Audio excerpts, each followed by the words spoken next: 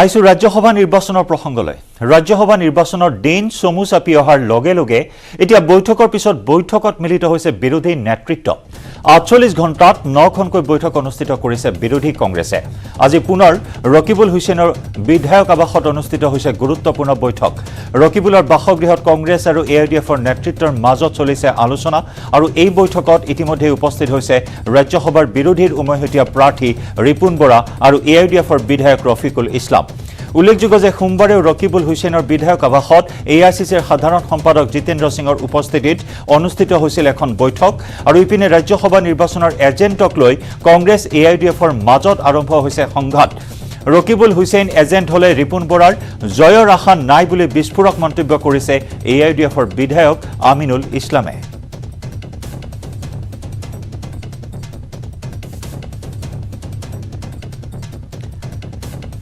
যথেষ্ট আকৰ্ষণীয় হৈছে এইবাৰ ৰাজ্যসভা নিৰ্বাচনৰ যুঁজ মাজত মাত্ৰ কেইটামান ঘণ্টা বাকি মাজত মাত্ৰ এটা দিন বাকি ৩১ মাৰ্চত ভোট গ্ৰহণ ৰাজ্যসভা নিৰ্বাচনৰ আৰু তাৰ প্ৰাক্ষণত এতিয়া বিৰোধীৰ গাত তত নাইকিয়া অৱস্থাৰ সৃষ্টি হৈছে কাৰণ শাসকীয় পক্ষই বাৰে বাৰে কৈ আহিছে যে দ্বিতীয়খন আসনতো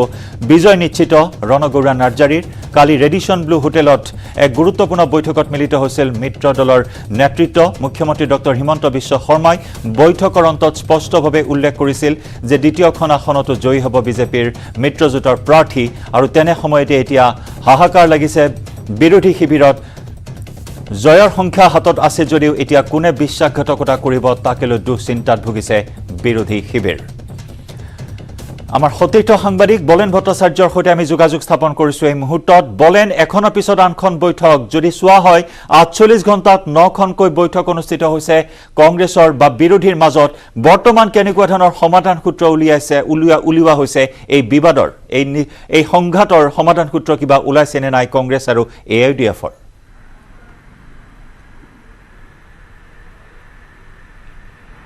চাওক ৰিপুন বৰাৰ পক্ষে এই মুহূৰ্তলৈকে ৪৩টা ভোট বুলি কংগ্ৰেছ শিবিৰৰ পৰা ইতিমধ্যে স্পষ্টকৈ মত আগবঢ়াই আহিছে বাৰম্বাৰ আৰু তাৰ পিছত দেখিব পোৱা গৈছে সেই যি দাবী উত্থাপন কৰি থকা হৈছে ৪৩টাকৈ ভোট লাভ কৰিব তাৰ বিপৰীতে দেখিব পোৱা গৈছে কংগ্ৰেছ ইউডিএফ CPIM আৰু ৰাইজৰ দলৰ মাজৰ যিখন বৈঠক সেই বৈঠকে এই মুহূৰ্তলৈকে শেষ সমাধান সূত্ৰ হয়তো সম্ভৱতঃ ওলোৱা নাই আৰু যাৰ কাৰণে দেখিব পোৱা গৈছে যে কিছু সময় পূৰ্বে আকৌ এখন বৈঠক অনুষ্ঠিত হৈ গ'ল কিছু সময় পূৰ্বে ৰকিবুল হুছেইনৰ বিধায়ক আৱাসত এই মুহূৰ্তত বৈঠক কিছু সময় পূৰ্বে সম্পন্ন হৈছে আৰু বৈঠকখনৰ পৰা ওলাই পেলাই অসম প্ৰদেশ কংগ্ৰেছ কমিটিৰ সভাপতি ভূপেন বৰাই উল্লেখ কৰিছে যে কিছু সময় পিছত অৰ্থাৎ ৬ বজাত পুনৰ এউডিএফৰ বিধায়িনী দল আৰু কংগ্ৰেছৰ এআইচিচিৰ সৈতে বৈঠকত অনুষ্ঠিত হ'ব তাত বিৰোধী দলপতি দেৱব্ৰত শইকীয়া উপস্থিত থাকিব ৰিপুন বৰা উপস্থিত থাকিব আৰু তেখেতসকলৰ এখন বৈঠক অনুষ্ঠিত হ'ব মূল বিষয়টো হৈছে এজেণ্ট আচলতে এউডিএফৰ তৰফৰ পৰা লগতে বিৰোধী শিবিৰত থকা প্ৰতিটো ৰাজনৈতিক দললৈকে ইতিমধ্যেই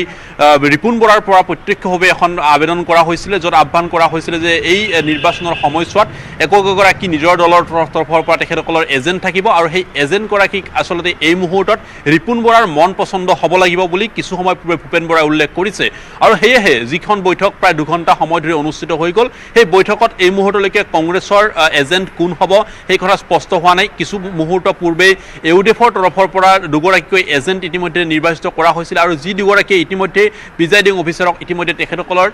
নাম পৰিচয় ইতিমধ্যেই প্ৰকাশ কৰা হৈছে কিন্তু তাৰ পিছতো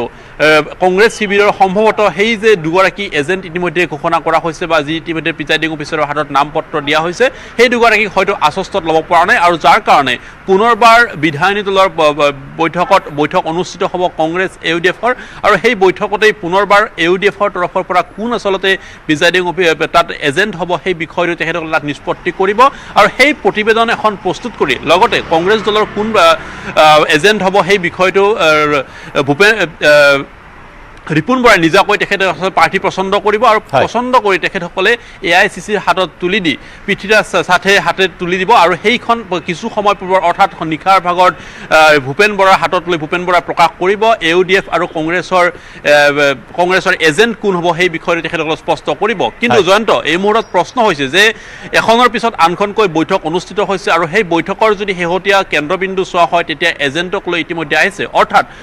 বিৰোধীৰ মাজত থকা যিকোটা ঐক্যবদ্ধৰ কথা কৈ অহা হৈছিলে সেই ঐক্যবদ্ধতা ক'ৰবাত হেৰাই পৰিছে নেকি আৰু যাৰ কাৰণে এই মুহূৰ্তত সেই সিদ্ধান্তৰূপে আচলতে এজেণ্টক লৈ আচলতে খেলিমেলি লাগিছে নেকি তাক লৈ প্ৰশ্ন উত্থাপন কৰা হৈছে সন্দেহৰ বীজ বাৰুকৈ শিপাইছে বিৰোধী শিবিৰত যিহেতু বিশ্বাসত ল'ব পৰা নাই ৰফিকুল ইছলামে ইতিমধ্যে গুৰুত্বপূৰ্ণ মন্তব্য কৰিছে যদিহে ৰকিবুল হুছেইনক এজেণ্ট হিচাপে নিয়োগ কৰা হয় তেতিয়াহ'লে ৰিপুণ বৰাৰ পৰাজয় নিশ্চিত এইখিনি কথা কোৱা হৈছে যথেষ্ট তাৎপৰ্য বহন কৰিছে বিষয়টোৱে গতিকে পৰৱৰ্তী সময়ত কি সমাধান সূত্ৰ উলিওৱা হয় সেয়া নিশ্চয়কৈ লক্ষণীয় হ'ব বলেন আপুনি দৃষ্টি ৰাখক আমি পৰৱৰ্তী সময়ত পুনৰ সংযুক্ত হ'ম এই মুহূৰ্তত বিদায় জনাইছোঁ আপোনাক